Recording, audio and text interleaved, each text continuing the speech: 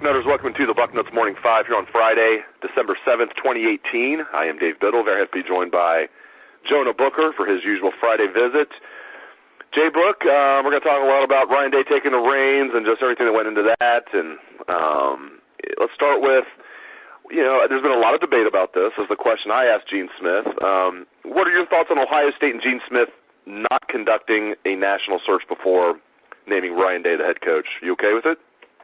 I'm okay with it. I think it was the right move. I thought Gene's logic was sound when he said that the foundation at Ohio State is rock solid. They have a pretty good thing going on there, especially with the support that they have off the field. You got a 12-1 Big Ten champion that was very close to making the playoffs. So if you bring in an outside coach, they're going to want to come in and blow everything up, and I don't think that was needed. What you essentially have in Ryan Day and Gene Smith and the Boosters feel like he is the next up-and-coming offensive guru in the likes of Lincoln Riley and Sean McVay for the Rams. Now, if he becomes that good, then Ohio State fans are going to be absolutely thrilled. But with today's NFL and college football, the way the game has changed more towards the offense, you want to be able to have a guy who's very knowledgeable as far as developing offenses, and that's what you have in Ryan Day. There's also some conspiracy theorists out there. I think they're a very small minority, but are you buying into any of the conspiracy theories that Urban might have been kind of pushed out? Not that he was fired, but that this was not all his choice, that, not quite the way they made it seem. Are you buying any of that? I'm not buying in it, to the extreme where people are saying like there's a underlying conspiracy to where there was an agreement that he was going to be fired after this year and he was just going to ride this one out. But I can say I do believe that there was, somewhat still, hurt feelings in regards to the way everything played out. For example, I know Stanley Jackson had mentioned that he does not get along with Michael Drake at all. And if you notice, Michael Drake was never at the press conference. So I thought that was kind of interesting. I feel like the relationship between him and Gene Smith is very good, and I think people underestimated how solid those two are. But I'm not, wholesale believing in a full-blown conspiracy. But I would, be open to the idea that there are some hurt feelings still there. Yeah, no doubt about it. I have no doubt about it. There's some hurt feelings. I just wonder if, this was some type of agreement they came to. Just something seems a little off, where Shelley was so emotional, almost like it was like just looking in her eyes, Shelley Meyer, almost like, I don't know, like something was up. Like she knew that this was like Urban being, I don't want to say pushed out. There's just, my gut is telling me something. It's more than what they're telling us as far as, or this is a completely Urban's choice, and maybe I'm wrong. Now I sound like it very well, who knows, in 2 to 3 years, I'm sure, there will be stories that trickle out and stuff. Who knows, how things are going to play out. I mean, at this point, there were so many stories about which powerful boosters was on his side, which powerful boosters were on Michael Drake's side. The whole rift between the athletic department and the academic side. So who knows? There could be something there, but I do think that health is something that played a major role. Now, if you're to believe Chris Carter, he went on a national show and speak his piece in regards to what he believes. And if you're to believe Chris Carter, and he's not lying on a national TV show, is he's saying that Urban Sith is leaking into his brain, and that's what's causing the major headaches. And what triggers that is essentially the stress and the grind that comes with being who he really wants to be as far as an actual football coach.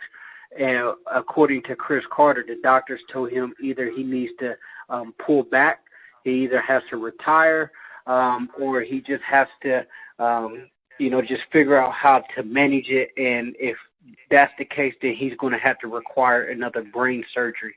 So from what Chris Carter was saying, those are the three options. And Urban essentially said in this press conference that he tried to be more of a CEO and delegate, and things just continue to slip as far as the product, and he had to pretty much get back into a full tilt, which, kind of took its toll on him. Well, Ryan Day, it's now, he's at the reins. He is the 25th head coach in Ohio State history, and they're showing a lot of confidence in him. They didn't give him some lowball offer. I mean, he's making off the bat $4.5 million a year on a 5-year contract, and I'm sure if he does well, that'll be bumped up. He'll be over $5 million soon per year. So just, JBook, when you look at Ryan Day, not just in year one, but overall, what's your confidence level in Ryan Day as Ohio State's head coach? I think he's going to do extremely well. The big question for me is, what is he going to do with the defense? There needs to be a complete overhaul as far as scheme and coaches on that side of the football. There's no doubt in my mind, regardless who the quarterback is going to be, the offense will be aggressive. It will be dynamic.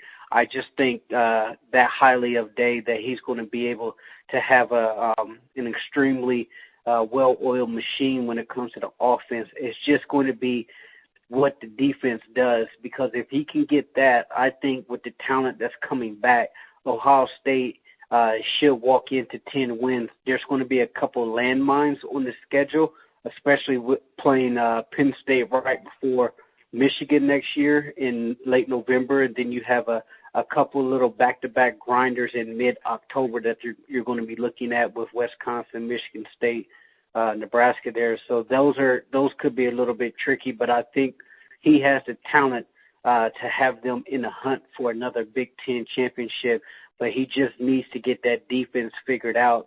And I know in this press conference he said he wanted a defense that has the ability to play multiple fronts, play fast with a simplified look. So I think if he can get that and get his coaching lined up to where he wants it to be, he's going to be poised for a really big season. A couple more things. We'll get you out of here. One football topic and one quick basketball topic, and we'll get you out of here, JBook. Dwayne Haskins for Heisman. I mean, any other year he wins going away, in my opinion. I mean, his stats blow away Troy Smith, and Troy Smith at the time had, the highest winning percentage as far as with votes. Won it by the biggest landslide in Heisman voting history. Troy Smith did. I think that's been since broken. If not, Troy's at least second all time, but he might still have that record. But Dwayne Haskins, any other year he wins it. This year he might finish third. Any chance he wins this thing tomorrow night? No, I say there's no chance. I'm just proud of the guy for actually making it to New York. I personally think he is the best quarterback in the history of the Big Ten, and it tells you that even with that, having his name in the mention of being the best ever in the conference, he's not going to win the Heisman.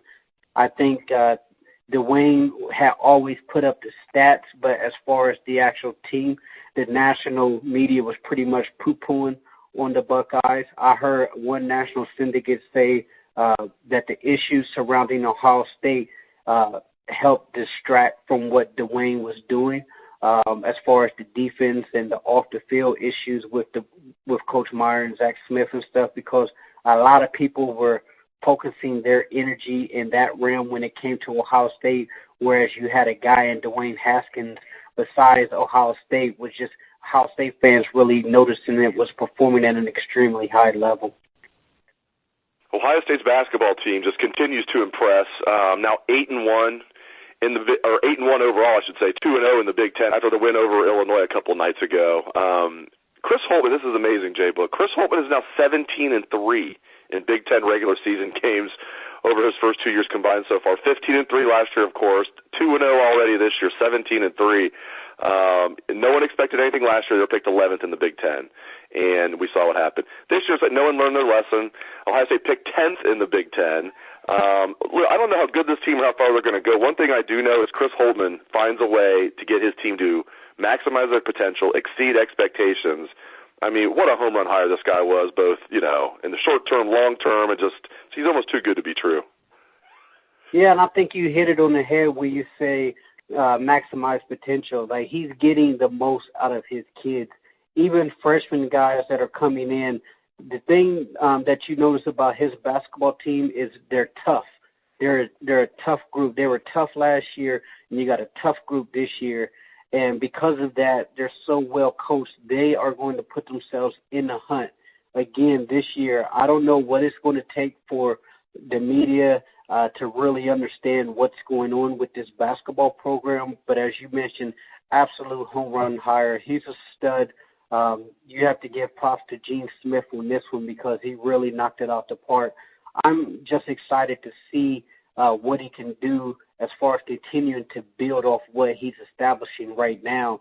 The thing that you're going to be looking at from him is, okay, you got this team in contention. Can you finish and actually win a Big Ten championship? If he can do that, I think the sky's the limit for this actual program. But you really have to like the trajectory that they're on right now.